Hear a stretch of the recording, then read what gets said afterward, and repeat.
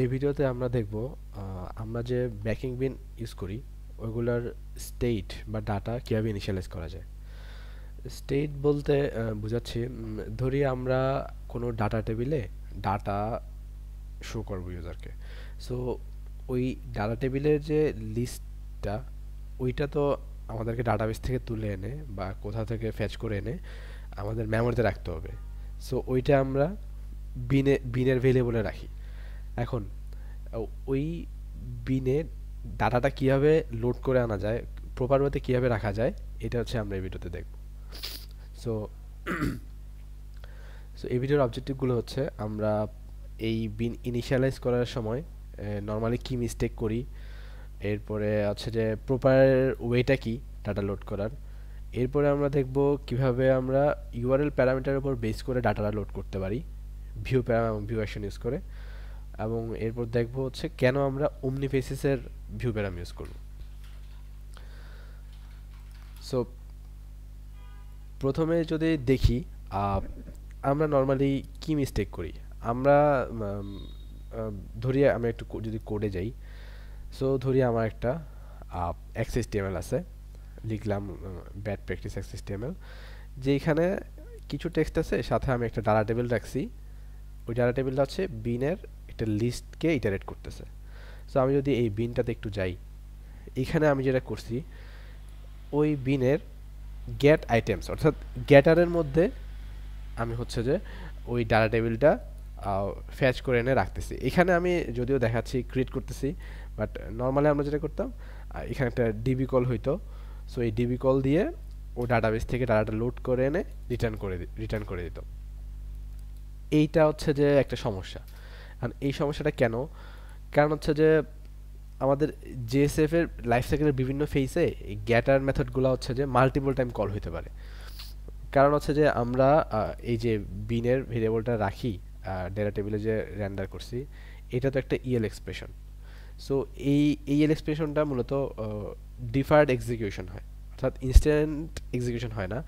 এইটা হচ্ছে যে জেএসএফ এর লাইফ সাইকেলের বিভিন্ন ফেজে ওই ভ্যালুটা হচ্ছে কল করা হয়, এবং কল করার সময় গেটার মেথডটা বারবার কল হবে।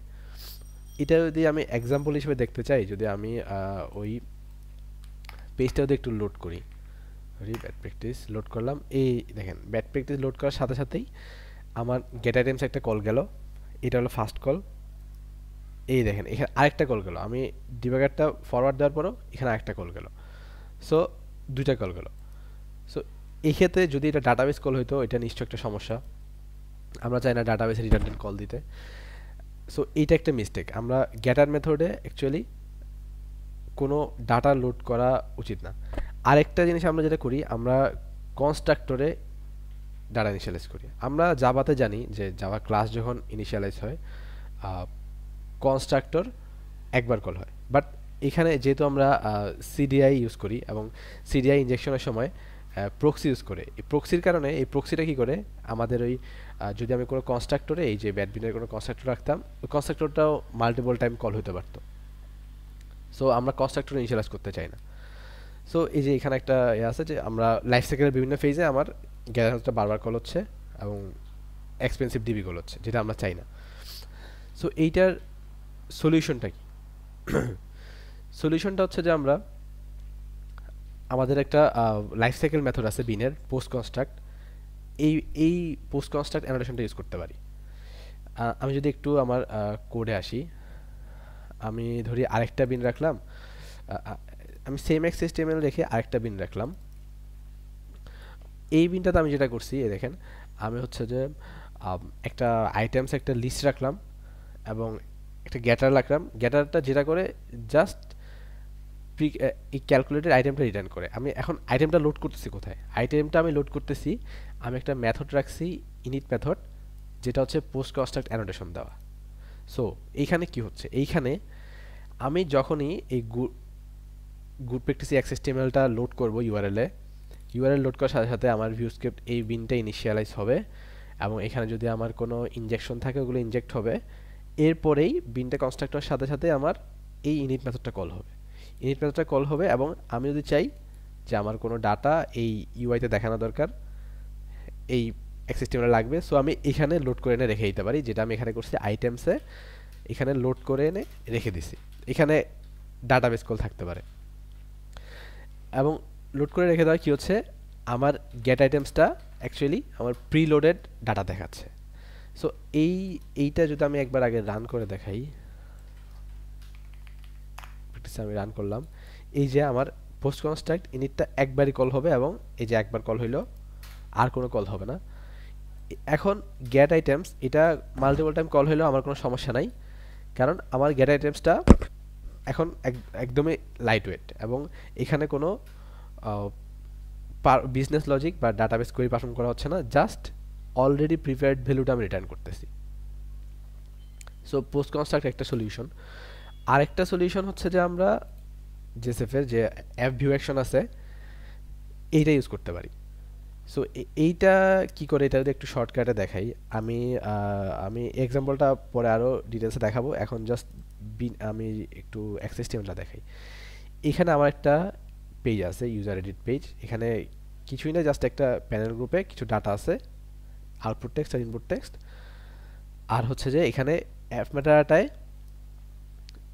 এই জিনিসগুলো এখন দরকার নেই, এই অ্যাপ মেটাডাটা যেটা ইম্পর্টেন্ট জিনিস, এখানে একটা ভিউ অ্যাকশন রাখছি আমি। সো এইখানে কি হয়, এইখানে যেটা হয়, আমি ইউজার এডিট পেজটা ইউআরএল যখনই দিব সাথে সাথেই আমার এই যে অ্যাকশন মেথডটা আমার এই ইউআরএল এই যে ইউআই এর অর্থাৎ এই এক্সএসটিএমএল এর ডাটাগুলো রেন্ডার হওয়ার আগে আমার এই অ্যাকশন মেথডটা কল হবে। এবং আমি চাইলে আমি পোস্ট কনস্ট্রাক্টর যেটা করছি অর্থাৎ ডাটাগুলো লোড করে এনে রাখছি, আমি চাইলে এখানেও সিমিলার কাজটা করতে পারি। আমার যদি কোনো ডাটা ইউআই দেখানোর দরকার হয়, আমি এই ভিউ অ্যাকশন মেথডটাতে লোড ইউজার মেথডে এনে রেখে দিব এবং পরবর্তীতে আমি এইখানে কোনো গ্যাটারে ওই ভ্যালুটা দেখাবো। সো এটা একটা সলিউশন। সো পোস্ট কনস্ট্রাক্ট যেটা করে বিন ইনিশিয়ালাইজ হওয়ার সাথে সাথে রান হয়, আর ভিউ অ্যাকশনের মেথড যেটা হয় আমি ইউআরএলে পেজটা লোড করার সাথে সাথেই ভিউ অ্যাকশন মেথডটা কল হয়। সো এই জিনিসটা একটা এক্সাম্পলের মাধ্যমে আমরা দেখব, এবং আরেকটা জিনিস দেখব যেটা হচ্ছে যে আমরা ইউআরএল প্যারামিটারের মাধ্যমে কিভাবে স্পেসিফিক ডাটা লোড করতে পারি। সো এইটা যদি একটু এক্সাম্পলে আমি দেখাই, আমি হচ্ছে যে এই যে ইউজার এডিট পেজটা আমি যেটা এতক্ষণ দেখাচ্ছিলাম, এইখানে আমি কি করব, আমি একটা স্পেসিফিক ইউজার আছে আমার থেকে, আমি ওই ইউজারের ডাটা দেখাইতে চাই। সো আমি একটু বিনটাতে যাই।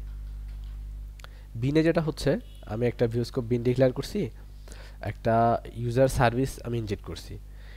নর্মালি ইউজার সার্ভিসটা আমরা যখন এন্টারপ্রাইজ অ্যাপ্লিকেশন বানাই, এই ইউজার সার্ভিসটা হবে একটা ইজেবি সার্ভিস, যেটা মূলত ডাটাবেস থেকে ডাটা ফ্যাচ করে এনে দেবে। এইখানে আমি যেটা করছি এটা আসলে অত ইম্পর্টেন্ট না, এখানে আমি আসলে একটা ম্যাপে কিছু ডাটা রাখছি, একটা ডামি ডাটাবেস বলা যায়, এবং আমি একটা ফাইন্ড বাই আইডি রাখছি যেটা আমার ম্যাপ থেকে ডাটাটা এনে দেয়। সো আমি ধরে নিই যে আমাদের অ্যাপ্লিকেশনে এখানে থাকবে একটা ডিবি কল, এবং আমি একটা ভেরিয়েবল রাখছি ইউজার আইডি। ইউজার আইডিটা কি, ইউজার আইডি হচ্ছে আমি কোন ইউজারের ডাটাটা আমি দেখাইতে চাই, ইউজার হচ্ছে কোনটা, আমি কোন ইউজারকে দেখাইতে চাই। সো এইখানে আমি যদি ফ্লোটা একটু ডিসক্রাইব করি, শুরুতেই আমি যখনই আমি আগে ইউআরএলটা একটু দেখাই। ইউআরএলে আমি যখন যাব ইউজার এডিট, একটা ইউজার আইডি দিব 1।